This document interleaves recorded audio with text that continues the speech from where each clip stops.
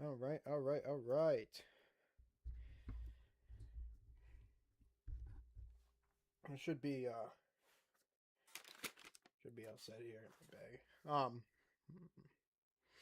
right, welcome to the Wrestling Pod. I am your host Carlito Santiago, and today we're here to talk about what went down in Madison Square Garden on Monday Night Raw.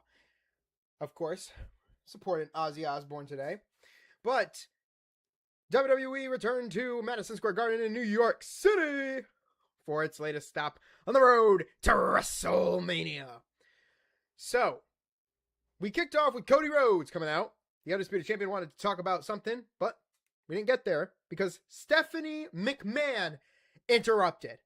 McMahon discussed being a multi-generational talent like Rhodes and Orton and applauded the American Nightmare for taking the golden path and attempting to do the right thing. The right way. Except he's not like his father, and he is not capable of beating this version of Randy Orton. And if this version is Randy Orton, it's not intimidating. This Randy Orton is not like the same Orton we've seen in 2009. This is not the same Orton you've seen back in 2013. This Orton is mid. This Orton, like, where's the bloodshed? Where's the shit? Even Cody even said, like, there is shit that he's done that we cannot show, like, now. Rhodes answered and reminded everyone that he used to have to check and make sure Orton was still breathing while he drooled all over himself. He also reminded McMahon that she is not like her father, eating a slap to the face. Rhodes listened as she warned him to start thinking like his former mentor, while leaving, of course, 2 words for her. Thank you. And I knew that this is whole little like energy that fucking Cody needed for his match with Randy, because I don't think Cody's losing that title to Orton. I don't. At this point, it's more like, I have to beat my mentor. I have to beat this man who's only been after my championship. And they haven't really been using Orton. They've been trying to build up Orton, and it's not working. It just isn't. Cody needs to retain the title here. And should he lose it to somebody else? Yeah, pick somebody and then have him drop it. I don't know. Jacob Fatu maybe? Who knows? Great NA, but this shit was great. And yes, McMahon not being her father is a great thing for those asking. Oh my god. The street fight for the World Tag Team titles. The Usos got new music. Of course, sucks. The champions dominated early, utilizing trash cans, kendo sticks, and a huge superplex to Austin Theory through a table, sustaining the advantage. But there was a lot of things that went on, so let me try to break it down and explain to you how this ended. So, Logan Paul tried getting the brass knucks from his mama, but then LA Knight came out, tried to stop him, until Logan Paul grabbed Speed out from the because he was sitting front row. He was like looking, off to the side, watching the match. So he gets pulled into the match, and a lot of shenanigans go down. LA Knight then fucking takes out Logan Paul, only for Speed to pick up the brass knucks that were dropped and accidentally hit LA Knight with the brass knucks, continuing the idea that he was cursed by Danhausen. Now Paul utilized those knucks once again to knock out a Jimmy Uso who was about to fly, while Jay, of course, was about to scale the top rope to go to Austin, to do a splash on Austin Theory, instead taking out Logan Paul. Therefore, Theory draped his arm over Jimmy Uso for the 3 count, which honestly, not a fan of how this ended. Could have ended better. But now they've decided that they want Speed. Ooh. They want Speed to fucking be a part of the Vision. I don't know how that's going to go, but whatever. He's cursed, so. Liv Morgan cut a promo, and after an intense physical brawl with Stephanie McMahon last week, Liv Morgan wanted to address her opponent. You're done for, bitch. Of course, Morgan told a lot pretty meta. Her tone turning anger and personal as she admonished the Women's World Champion for attacking Dominic last week. Morgan said her mother taught her never to let anyone get the best of her, then made disparaging remarks about the champion's mother, basically calling her a bitch and that she's worthless. Vakir hit the ring and leveled the Royal Rumble win, and they just got into another brawl until Roxanne Perez made a save. Well, more say a return, attacking the champion, and Morgan delivered a chair to assist Oblivion to stand tall on her Judgment Day teammate, or stood tall with her Judgment Day teammate to close things out. Great and I thought this was needed, and this should main event night 1 of WrestleMania. This should. Listen, the way that Punk and Roman is going, that's main eventing night 2.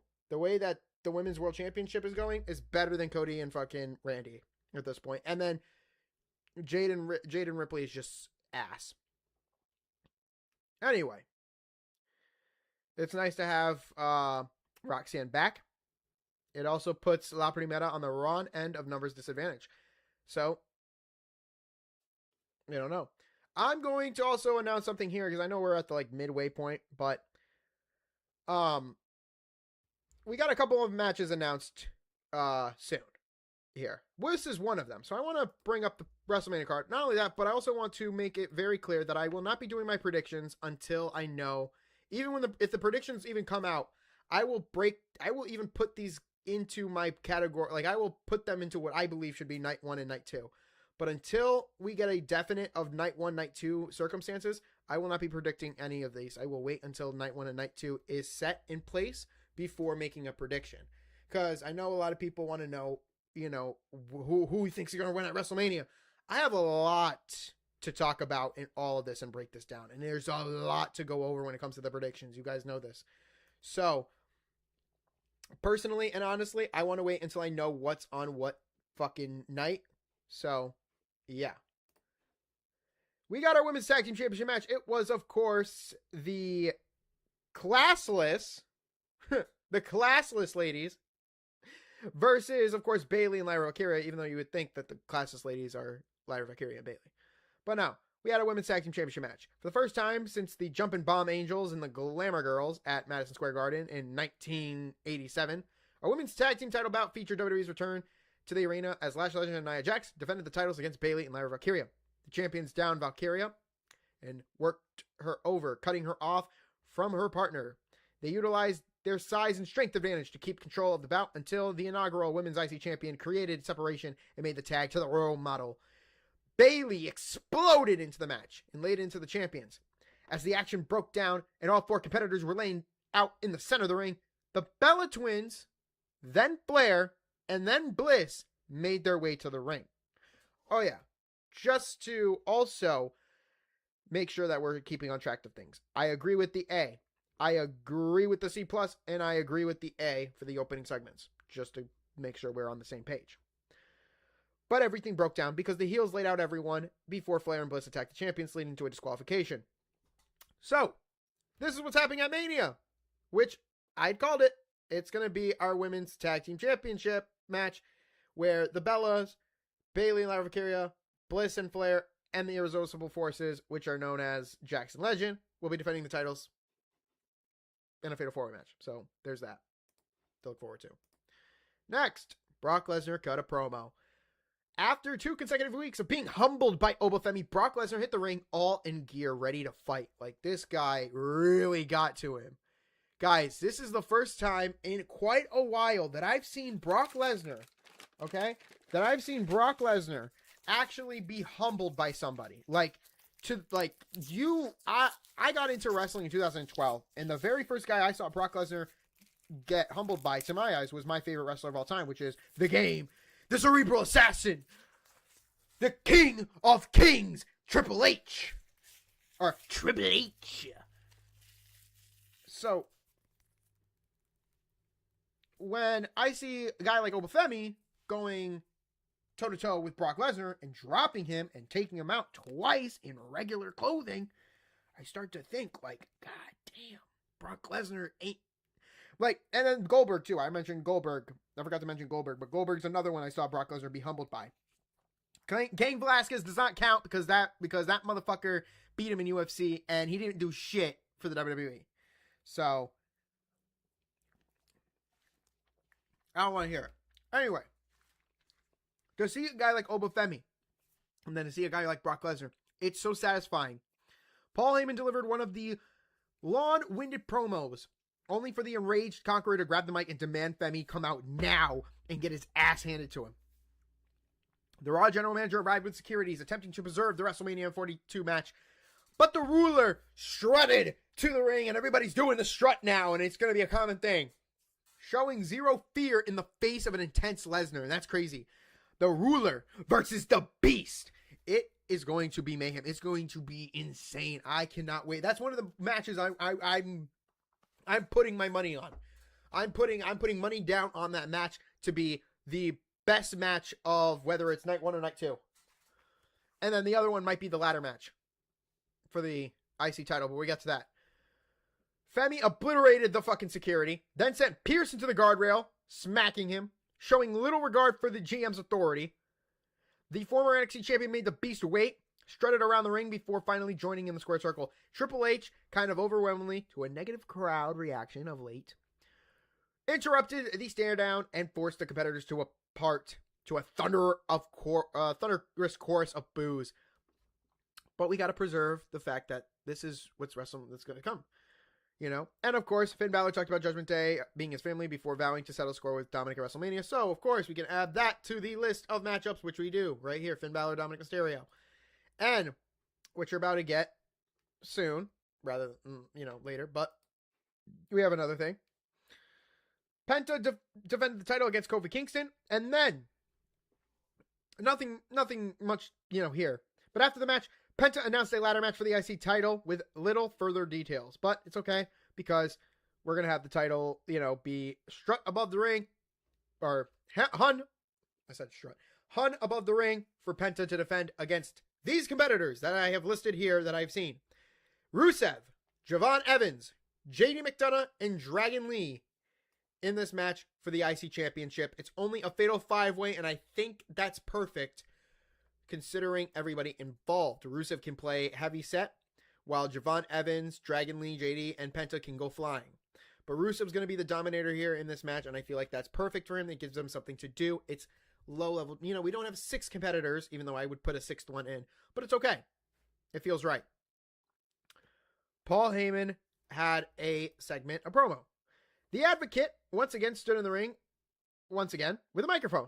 And once again, addressed the New York City chapter of the W Universe. He touted the Vision's tag team title win earlier in the show, before Adam Pearce interrupted and revealed that the Boston Police have dropped all charges against Seth Rollins. I don't know how the fuck that happened real quick, but okay, maybe because we're not in Boston anymore. Thank you for stopping by, WWE. He also added that the Architect is medically cleared to compete, a fact that appeared to take Heyman by surprise. Not as much, though, because a steel chair would crack him right in the back, before Rollins continues to stomp onto a steel chair and put Heyman's head on a fucking black platter. The return of the Ring General Gunther came out of nowhere and, of course, put the sleeper hold on him.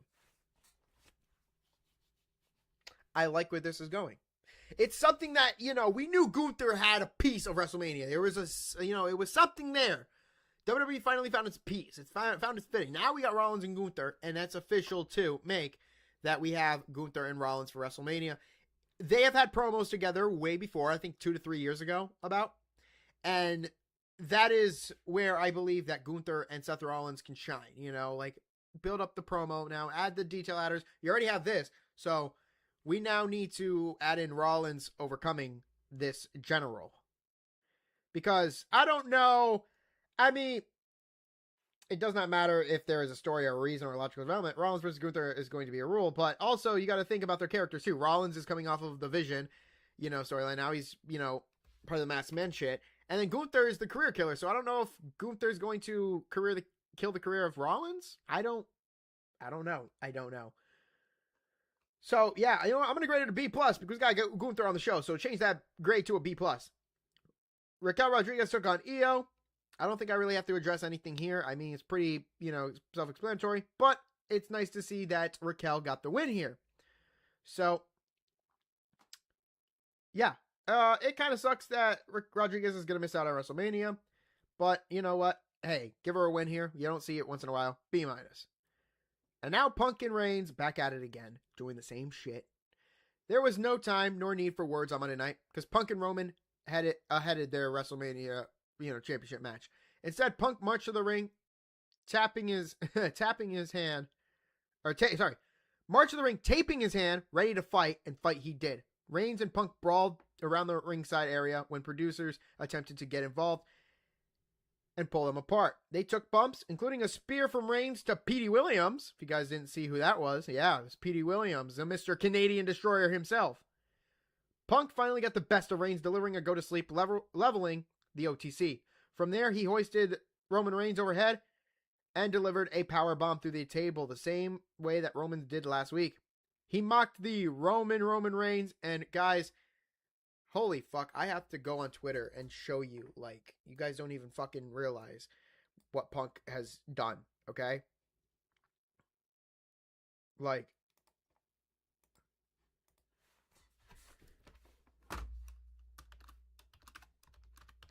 CM Punk literally on Monday night fucking there's a lot. All right. Yeah, right here. I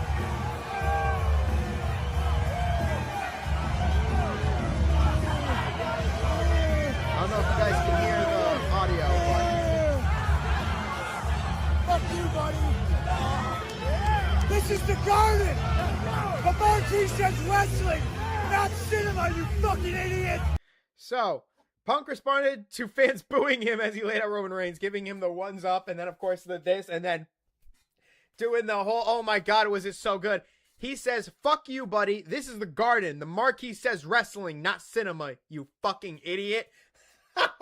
Oh my god, I love that. I fucking love that, dude. Oh my god, he goes this, and then he gives the fuck, oh my god. That was great. You know what? Just for what Punk has did, and because this feud badly needed it, it's getting an A+. This is what it needed. It needed fucking something here, and it got something. So, good job, Punk. Good job, Reigns. Good job for creating that. He actually stood on top of the barricade where the green shirt guy was and did that. Great shit. But now it comes down to what was the show? Well, the show felt like a major stop on the road to WrestleMania. It was one in which things happened, developments were had, and matches were made. The biggest show of the year feels like it's on the horizon. That does not mean that it was perfect, but by a stretch of imagination, but the aura, of Madison Square Garden and the desire to present the best show possible, given the stakes in just over 3 weeks, this made this stand out amongst most of it. So you know what? It's getting a good grade. It's getting a B+. And I agree with it, even though I changed a couple grades. But you know what? Got to keep positive here. Got to keep positive. Something to go check out, guys, is the fucking Brock Lesnar promo. It's pretty good. Obviously, the fucking the Liv Morgan promo. Couple things on the show here. Of course, the opening segment is pretty good. Gunther and Seth Rollins. So go check it out. We have a lot to unpack, of course, for WrestleMania. But we are down now, guys. We are down a couple weeks, of course. We are down to our last few weeks. We got 2 weeks. 2 weeks. Raw is going to come in on the 6th and the 13th, and that's it. Because the 18th and the 19th, WrestleMania season, baby. And then predictions, the 16th. And then, of course, you know how it goes. You know how it's going to be. Lewis is going to be here. We're going to be here. We're going to be jamming. We're going to be packed. We're going to be everything you want it to be because it's WrestleMania fever. So, what did you guys think of Raw? Let me know in the comments down below. Don't forget to subscribe, drop a like, and, of course, turn on those post notifications so you never miss a stream. I will be back on Saturday. This has been the Raw review, and this has actually been a pretty good fucking show. I mean, shit. Go, again, check out fucking the video. Like, if you guys haven't seen it, go check out Punk's fucking little, mocking of Roman Reigns. It's fucking hilarious. But anyway, I'll see you guys Saturday. Peace.